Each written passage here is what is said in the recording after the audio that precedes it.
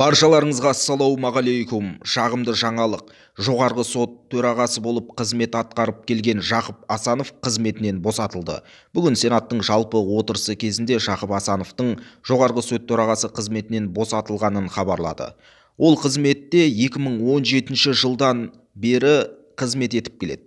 Жоғарғы сот төрағасы болып Асланбек Мерғалиев сайланды. Ол 2020 жылдың 31 желтоқсанынан бастап бүгінгі күнге дейін Ақтөбе облыстық сотының төрағасы болып жұмыс істеген еді. Елімізде соттардың қалай жұмыс істейтінін өздеріңіз жақсы білесіздер. Былыққа батқан соттың талайын көрдік.